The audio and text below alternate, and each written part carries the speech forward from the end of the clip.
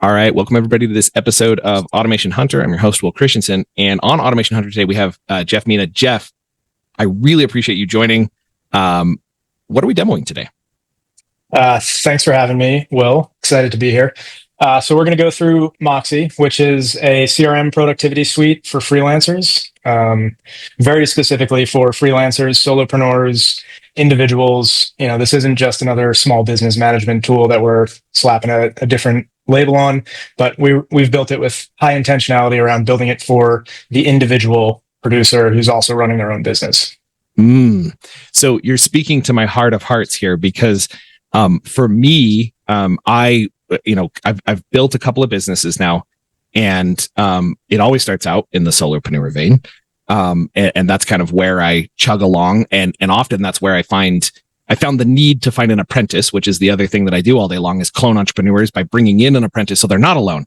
And the interesting thing is that's growing pretty rapidly, but I'm having issues that I think might be solved by something like Moxie. And so I'm curious, like, what's the demo look like? What are some of the possibilities of what we could look at here? So we definitely don't have time to go through everything on this episode. But I'll give you like 30-second view.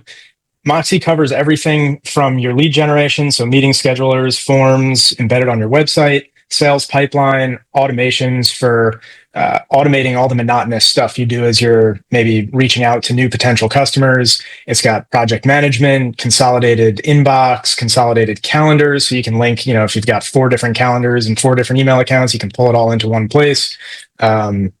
It's got high-level dashboards. It's got invoicing and subscription management. If you're charging on recurring basis, which a lot of the our web-centric freelancers do. So I mean, there's a ton here. So okay, so I'm going to grill you a little bit for a minute here, and I'm going to ask you some buying questions here. So I just moved down your funnel a little bit here. My buying questions look like this. I'm currently using a platform called Practice Ignition, and Practice Ignition is pretty cool. It does some amazing things for me. What does it cost to do? Like, let's say I wanted to do the subscription management part of this. So if you want to head over to that side of it, I'm assuming it allows me to charge a credit card / do an ACH. Is that correct? Yep. Yeah. So we've got, you can set up your invoices, and the whole actual credit card and PCI management is all backed by Stripe. So we're not touching the credit cards. And you can set up, in Moxie, they're called recurring invoices. You can set up a recurring invoice. You can choose how much you want to charge your client each month.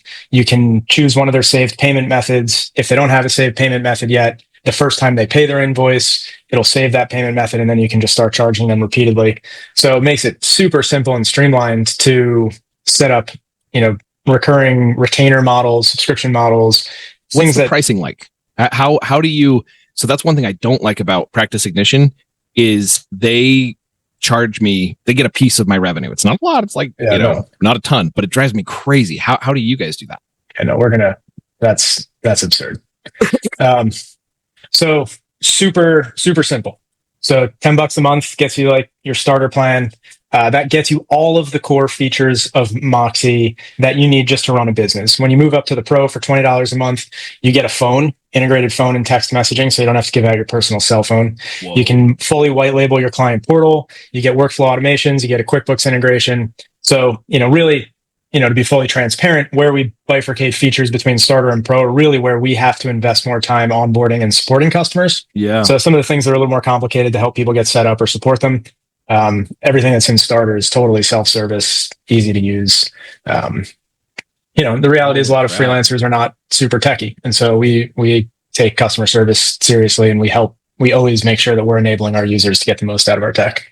So when you say it's powered by Stripe, am I putting in my Stripe account credentials? Yep. And that's how it all works. So it's all through my Stripe account. Yeah. So you can connect an existing Stripe account. We'll link right up. If you don't have one, you can onboard through Stripe directly from Moxie. There's like a little button you can press that gets the process started. Okay. But the nice thing is, if you have an existing Stripe account, you connect it to Moxie, and you don't have to go through their waiting period or vetting period. You just start running transactions. It's all already just in. Yep. And on top of that, there's another part of that that's cool, because if you already have that Stripe account, like let's say that I set up some recurring stuff. Does the recurring stuff, does it set it up as a subscription in Stripe?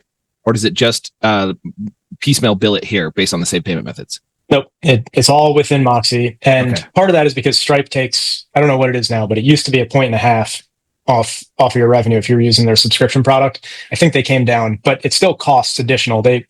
You're 2.99% plus another half point or something if you use their subscription stuff. So we avoid all that. I didn't even know that. Okay. This is cool. This is cool. Okay.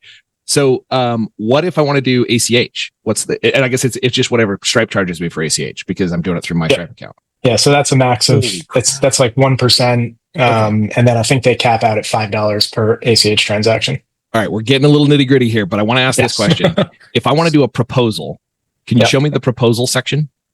Sure. So we call them agreements in Moxie, and they really cover a broad swath of documents that you might send to a potential or existing client.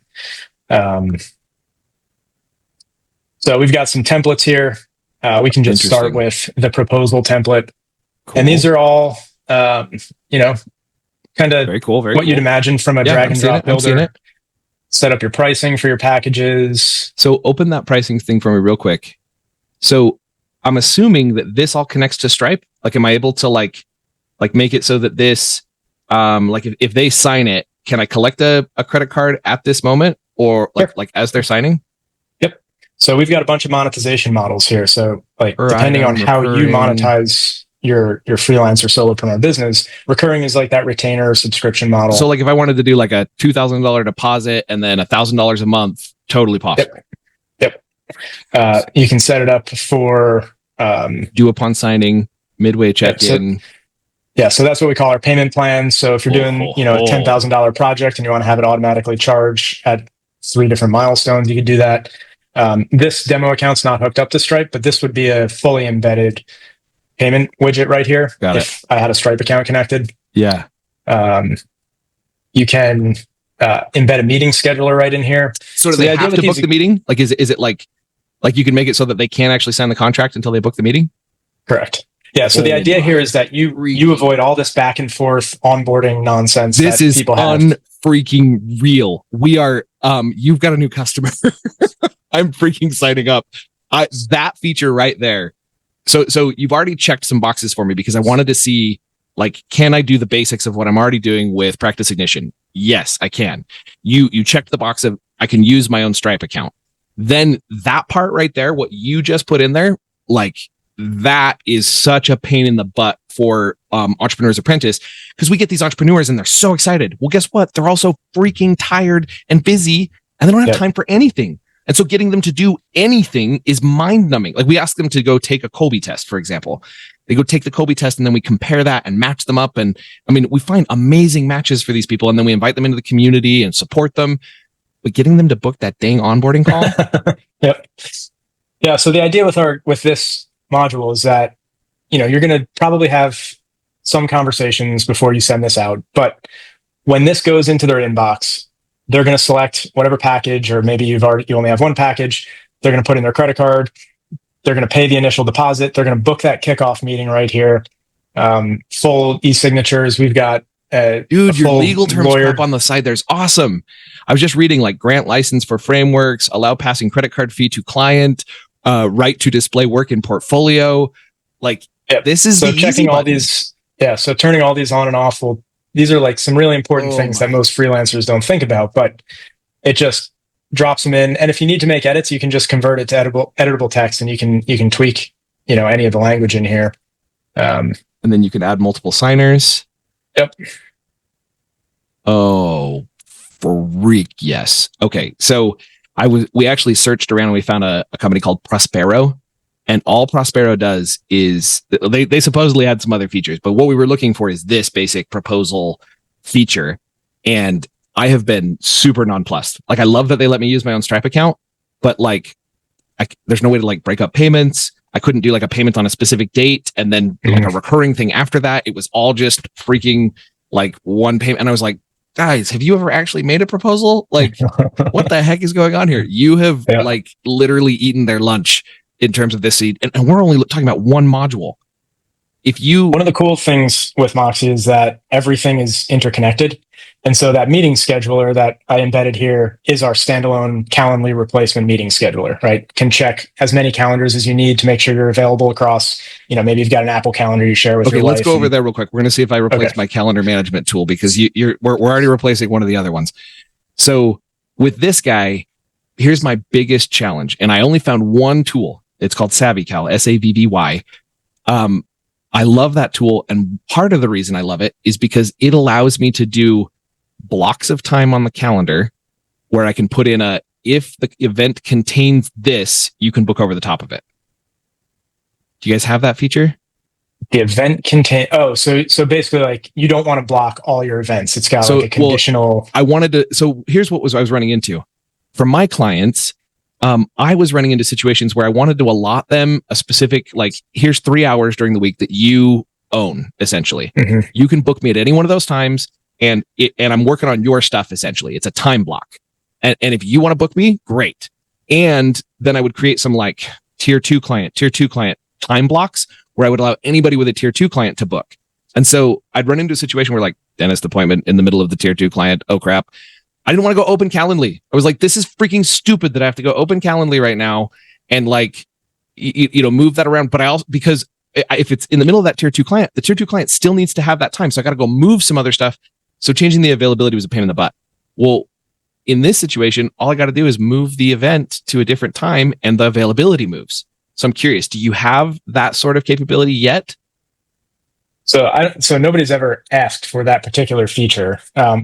So we do have a lot of people who do these VIP client booking windows where they just keep hours open, and you can make unlimited meeting schedulers in Moxie. You can have as many as you want. And so what they end up doing is they end up making their VIP client their own meeting scheduler that has, the only availability they'd set it up. Let's say you're my VIP booking client, and I make myself available to you 9 to 5 on Tuesdays.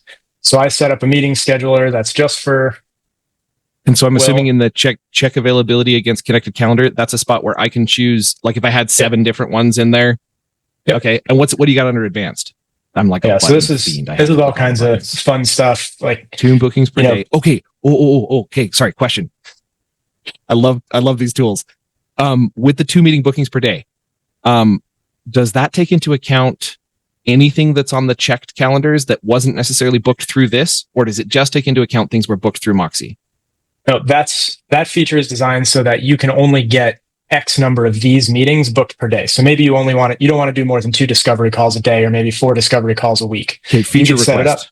Feature request. And I'm actually really curious. So backing up just a little bit, for my other feature request that was like, what if I wanted to make it so that my availability was based upon a calendar event that's on the calendar already? So like I put a busy calendar event on the calendar and I label it tier 2 clients, and you had a drop down here that said that.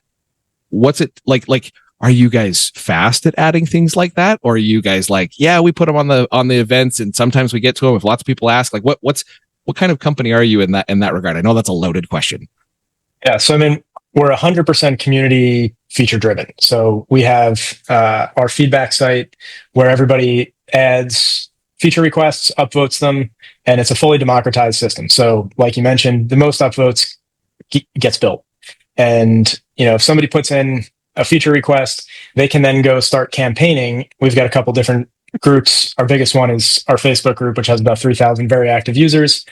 And so people will drop their feedback request in there, and they'll start campaigning for the community to upvote it. And they'll issue some bribes or whatever to get people to go back to the feedback site and upvote. But it's good. They're that motivated to get a feature built. We support it. Okay, I love it.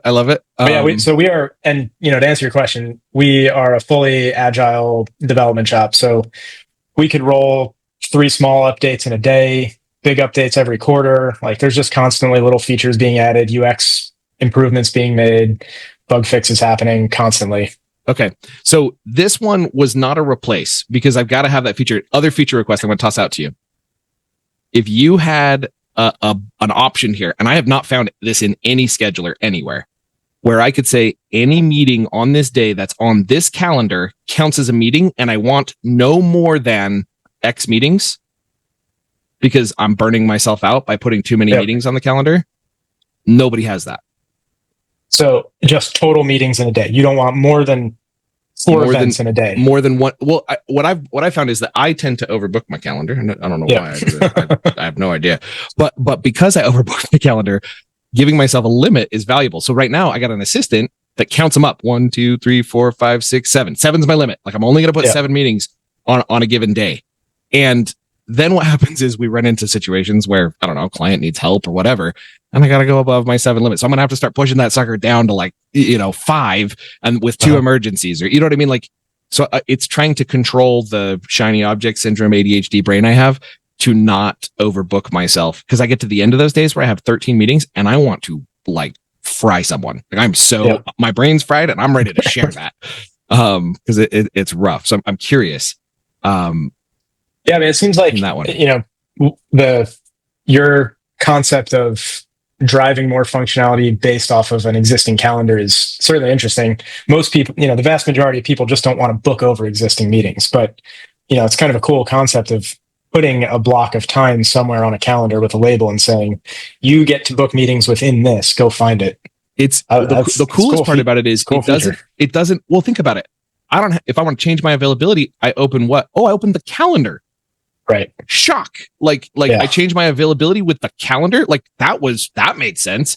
So when I found that, go create a free SavvyCal account and see how they do it in there, it's like spot on. Like I've been really impressed with that part of the functionality, but they still don't have the dang count the total number of meetings thing to block that down. I have a coda thing that we built that counts up those and allows me to block off days from that perspective. So those are 2 features that I think are freaking awesome. Okay.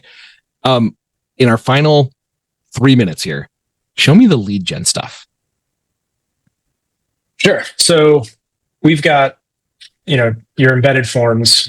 I lied. Show me the client portal. I was just realizing I'm sexy interested in the lead form stuff, but my business actually needs more client portal stuff. So tell me about the client portal. Sure. So your client portal is, there's kind of 2 modes that it runs in, and some stuff is available without logging in, like an invoice link for your client. You send them a secure link, they can access the invoice. They don't need to log into your portal. You send them an agreement, you send them a secure link, they can view it without logging in. But there's other stuff that you can have your clients log into the portal. Maybe if they want to view all their invoices, if you want to collaborate on projects, right? So that's one thing we haven't talked about. We've got a full project management system here that many of our users actually have their clients via their branded client portal collaborating on the projects with them. So adding tasks directly to their Kanban board, using the message channel to give feedback on assets they're developing, whatever the use case is. So the client portal, you get your fully branded domain, right? So you look professional. Nice. Your clients can log in. All this is customizable. Oh, cool. Okay. And so, I don't know. I can have multiple brands if I want. Was that what I was seeing? Yeah, so in Moxie, you can have multiple brands. So each brand is a workspace in Moxie. So you can actually you can run multiple businesses from the same login. So there's a lot of entrepreneurs who, solopreneurs who do 2, 3 things. And so they have multiple workspaces. Each is its own. And so workspace, do I pay per workspace? Yep. But additional workspaces are 50% off the first. So if you're on the starter plan, you get another workspace for $5 a month. And adding, like if I got a team member that I want to send in there to create agreements, is that like an additional $20 a month? So there's the Teams plan, which gets you up to 10 people in your workspace. Okay. So you can just have a Teams plan. And then we've got what we call project collaborators that are people just working in your project board. So maybe you're going to subcontract out a logo for a website you're working on. That's no cost. So you can just invite people in to help on projects. Like unlimited project collaborators. I see it. And up to 5 team members on the $32 a month plan. Yep. Even more amazing support because there are more of you to support. I love it. So I could have, let's say that I was like, I'm going to do this for Fractionals United and I'm going to do that, so like if I bought it, if I wanted to add Fractionals United to it, it would be half price for Fractionals United to be on it as a second workspace. Yep, exactly. Damn. All right. This was freaking cool. What else can they do inside the inside the portal? Yeah. So, your portal you can customize, so you can decide what any particular client can see inside of the portal. These are all the features. You can build out custom pages. You can embed Dropbox folders if you want to share documents. You can, they can see all their invoices. They can manage their payment, save payment methods here. Subscriptions. They can view their upcoming meetings. Ooh, can I make it so that they can't? Because I like to make it so they have to talk to me before they can cancel their subscriptions. Can I make it so that they have to talk to me? Yeah. I mean, you can just turn subscriptions off. Yeah. And there's no, the payment method. This would just show what the status is. They wouldn't be able to cancel it here. So they could open a ticket if they wanted to. That's what requests is, I'm assuming. Yep. Okay. So we've got, that's a whole. Oh, the ticketing system. Holy crap. So this is like Zendesk. Zendesk replacement. Links up to the project management system. So you can use ticketing to take requests from your clients and then spin up projects from them. And the consolidated inbox is nice. We've got some nice AI stuff in here I don't have any licenses. So demo account. You're good. You're good. This is, I think I have one that I was playing with here. Yeah. So when you do have the AI assistant on, you can summarize all of your emails.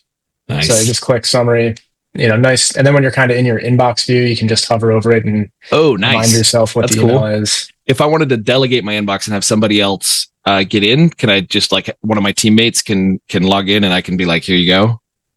Yep. So you can share the inbox with somebody else so they can see it right in here. Sweet. And this allows you to connect up to, I think, 6 email accounts. And the idea is that we don't pull in all of your mail. We pull in the mail from the contacts you have in Moxie. And so the idea is that this isn't going to be just like a replica of Gmail. All you're going to see in here. This is the inbox you want to actually pay attention to. Right. It's your client. It's messages to or from all of your clients, leads, etc. My gosh, that's actually really valuable. Yep. Oh, there you can do approved client domains if it's Yep. So maybe if you've got a contract with Nike and you just want to say, I don't care who at Nike is, they all get into this inbox. They all get in. Yep. Yeah. It doesn't matter. I'm not going to add each one individually necessarily unless I need to, but I need anybody at Nike to be able to email me. Yep. Okay, Jeff, you blew my mind. I'm definitely signing up for this for Entrepreneur's Apprentice, and think there's some good potential opportunities for us to collaborate and look at this a little more. Yeah, I like your definitely get into the feedback site and start campaigning for some new I already opened the feedback, calendar requests. I'm already on feedback with Moxie, and I'm looking to see what's the top feature that's actually in here. And actually, honestly, when I'm evaluating software, I find that those feedback sites are honestly really, really valuable because it'll tell me what are the things people are most wanting built. And I know that you're going to build the stuff that people most want, but it also sets my expectations pretty well to kind of see what's out there. That's freaking cool.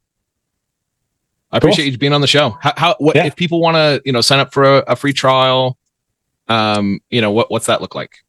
Yeah. So just go to withmoxie.com and it's a 14-day free trial, no credit card required. We've got a nice referral program. So if you find somebody that has a referral link that's saying, go check out Moxie with our link, then you'll get 30 days free instead of 15 or 14. So very cool. Well, I love it and I appreciate your time. That's it for this episode of Automation Hunter. Cool. Thanks, Will. I'll talk to you soon.